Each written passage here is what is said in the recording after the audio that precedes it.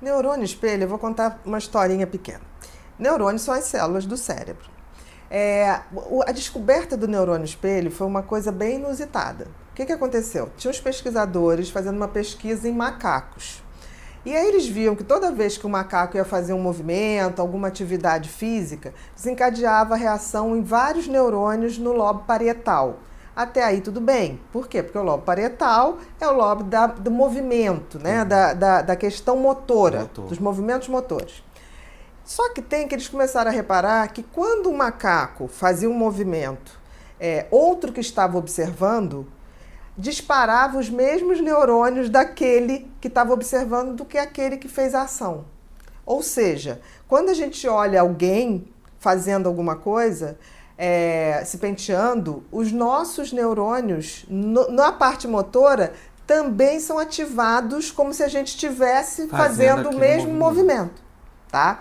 E aí eles ficaram curiosos, do tipo assim, isso só ocorre entre os macacos ou isso também ocorre com os humanos? E aí foram fazer a pesquisa com os humanos. E aí eles começaram fazendo o seguinte, pedia para uma pessoa dar um tchau e registrava quais eram os neurônios que se ativavam na área motora do cérebro. E viam que o outro, mesmo que não desse o tchau e estivesse olhando aquela ação, ativava a mesma área. Eles fizeram isso com tchau, fizeram isso com mandar beijinho, e aí se viu que os neurônios espelho, eles projetam o que a gente chama de empatia.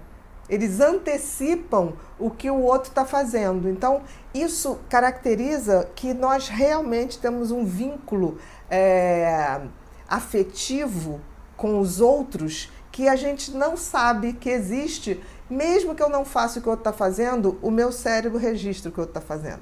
Nós somos absolutamente seres sociais. O ser humano é um ser social.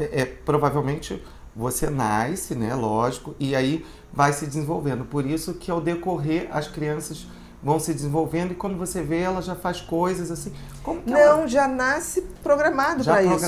O que desenvolve é a ação. Você dá... Não é a ação, mas ela já nasce com o teu cérebro está programado. O mais interessante que você constatou é que de fato a gente é programado para se relacionar com o outro, inclusive reproduzindo as ações que os outros fazem.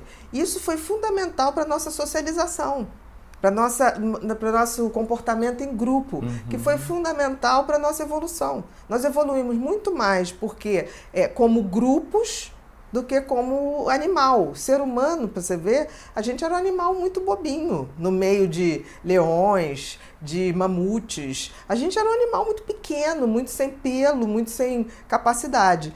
Essa capacidade da gente se projetar no outro e reproduzir os comportamentos fez com que a gente pudesse ter uma evolução muito maior do que a esperada. E que a gente pudesse superar tudo isso e estar aqui hoje no topo, né, da cadeia dos animais. Mas isso ocorre nos outros animais, isso que eu estou falando. Começou a se ver nos macacos. Agora, muito interessante é que essa descoberta trouxe também uma coisa muito interessante para a gente, que a gente vai para a questão dos autistas. As pessoas que têm, né, o autismo, elas têm um funcionamento extremamente reduzido no neurônio espelho. Isso foi a grande descoberta. E isso faz com que eles tenham essa dificuldade de ler o outro. A socialização deles é muito... A socialização. Então, não é que eles não tenham a empatia. Eles não conseguem reproduzir. A empatia para eles é mais difícil. Não porque eles sejam uma pessoa fria, é porque eles não conseguem se colocar tanto no lugar do outro. Então, você está querendo me dizer que o autista ele já nasce com essa disfuncionalidade ali no... Com a disfuncionalidade. Você tem os neurônios espelhos. No autismo, funciona menos.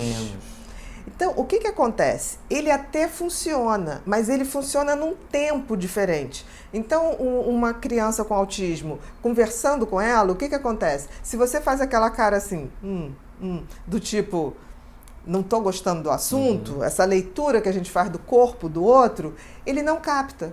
E ele continua no assunto sem perceber essas deixas sociais.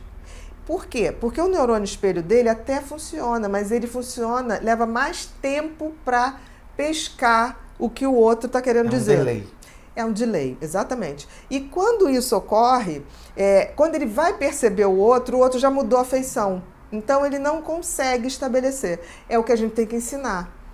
Né? Tipo assim, naquele método ABA, né, do que a gente faz para os autistas, e muito da cognitivo comportamental é programada para isso, você ensina. Então você faz a carinha da pessoa que está interessada, a cara da pessoa que está achando tedioso, trabalhar as emoções. Porque eles têm dificuldade em perceber como a gente percebe rapidamente. Né? As faces, por exemplo, uma pessoa está de saco cheio, ela faz... Né? Ele não vai perceber isso. Ele continua ali. Ele continua, ele não faz aquele registro. Então o neurônio espelho está na base da nossa socialização. O que eu acho lindo é que, de alguma maneira, esse neurônio já veio assim. E aí a gente vai constatando aquilo que eu sempre falo, seja lá quem nos criou, é uma coisa linda, porque assim, a gente já veio com o neurônio espelho. Ele não foi desenvolvido, ele pode ser despertado, a educação pode fazer ele funcionar melhor, mas é tão claro isso que um bebê, né, de 8 meses, um bebê de 8 meses, se ele está no teu colo e alguma outra criança cai, ele imediatamente, a criança chora, a carinha dele fecha. Isso é o neurônio espelho. Independente, ele não foi educado para isso. E isso é tão bacana que, por exemplo, um bebê que tem uma predisposição, que seja um autista, que tem autismo, ou um bebê que tem uma predisposição à psicopatia, ele não tem essa percepção. Ele não tem essa... Por motivos totalmente diferentes.